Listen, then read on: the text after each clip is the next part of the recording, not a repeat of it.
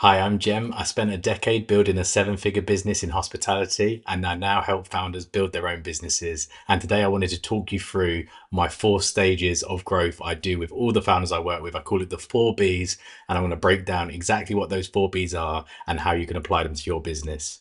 So there are four levers that every business needs, which I believe, and I think every business that actually follows this structure will naturally grow. They can happen in different orders. The founders I work with, sometimes they might have one thing already in place and we just haven't attacked basket, for example. So I'm going to walk you through those four stages and how you can apply them to your business, and then we can make sure your business is ready for growth. So the first B is probably one of the most important, and that's belief. And that's actually building trust with your client. When somebody wants to use your business or your service, the first question you ask yourself, and probably you're asking yourself watching this video, is can I trust Jem? Can I trust this business? Can I trust this product that somebody's selling is actually going to work? And obviously one of the most common things that comes up in that space is reviews. If something's got 10,000 reviews, they're all 5-star, Trustpilot or Google. Like if you go to a restaurant and you see 4.9 star, but there's 2,000 reviews, you know it's probably going to be a good place to eat. So that's one of the key ones that everybody looks at is reviews. And obviously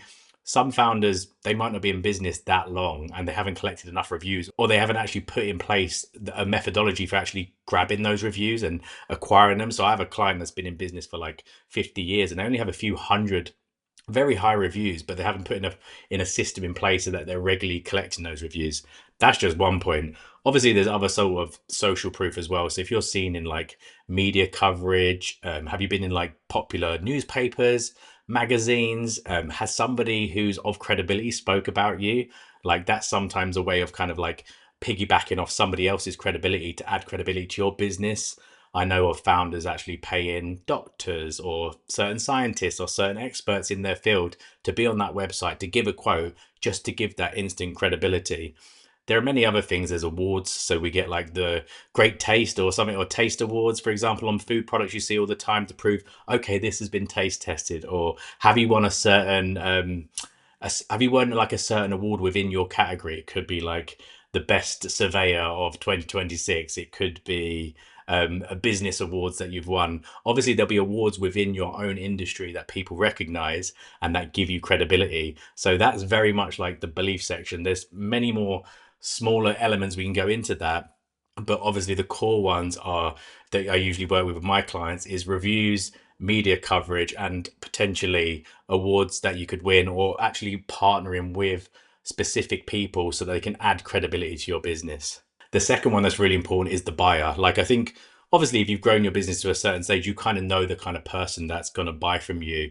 But I think as you grow, you get more granular, you start putting your customers into particular buckets and you go, okay, well, these kind of phrases really trigger this kind of customer, or these ad creative pull in this kind of customer. And I think as you're growing, you've got to get really almost microscopic on the types of ICP that you're trying to target, because that impacts every sort of decision you do in your business. The kind of creative you have, the wording on your website, your email flows, the way you talk to customers, the kind of people you want to bring in, the kind of brand you want to build.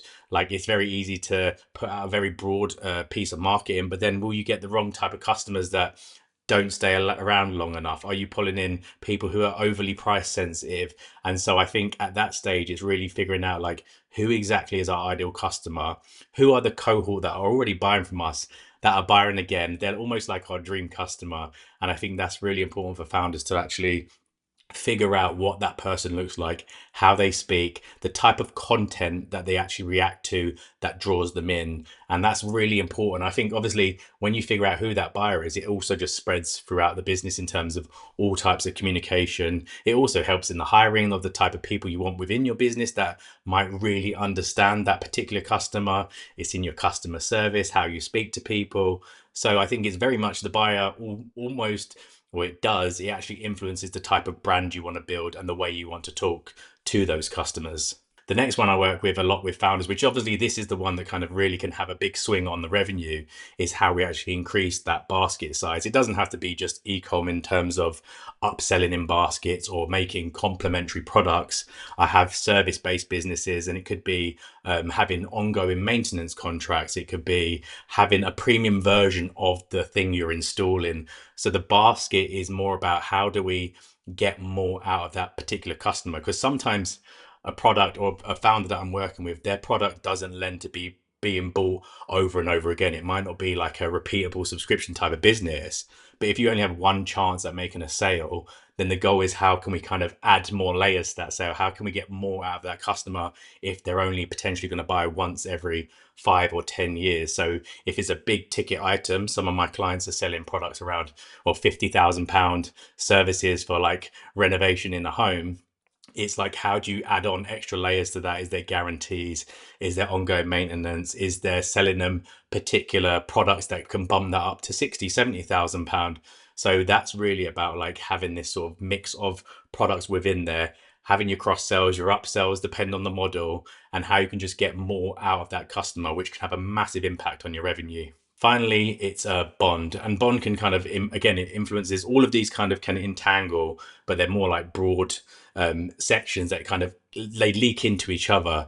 But bond is an important one, especially for a business that requires like ongoing people to to be on subscriptions, for example. How do you keep coming people coming back? How long is their lifetime value? How many orders do they continue to buy? Do they stay for 6 months, 1 year? How long does it take you to get your money back on acquiring in the first place?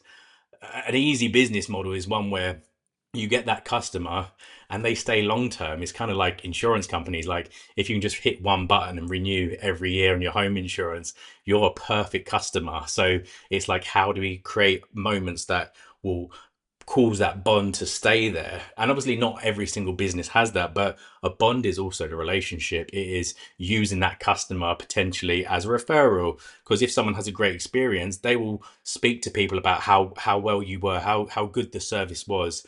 And so it's all about that customer experience. It's how they're onboarded. Again, it all plays into sort of the branding and how you want to be perceived. But I think ultimately, if you really want to make the most of that, it is about how you keep that person coming back to keep spending and how you get more from that customer. Just think about all the subscriptions you might have already. Like, how long have you been doing those for? For example, I use height supplements and I've been using them for probably over a year now, but it's just on repeat. And they have my trust. When people ask, do you use any supplements, I recommend them. I'm happy with them. I think the service is great. So I'm just going to keep becoming a customer that just keeps getting more valuable over time.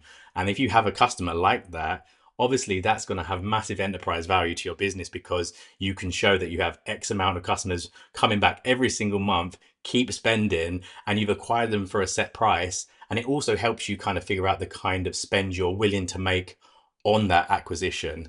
And so that's a really important part of it. And I know not all businesses lend to that, but it's again down to the experience, because bond can be just making sure that your business is doing the right things, so that when someone is in the market, or a friend or a family of that person that's bought is in the market to buy from you, they're going to speak highly of you and get that extra purchase in. So that again is how it kind of like branches out, and how they can kind of almost become ambassadors for your brand.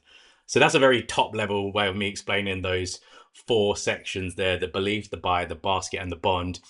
And as you can see, there's loads of different points underneath those, and different business models attack these in different ways. And I work with a mixture of founders, whether it's ecom, service, very different founders. But again, most businesses fall or require elements of all of these. So if that's something that your business needs and you'd like to kind of work through that process together, and how it can actually impact your business, your revenue, your enterprise value, then yes, send me a DM or book a call.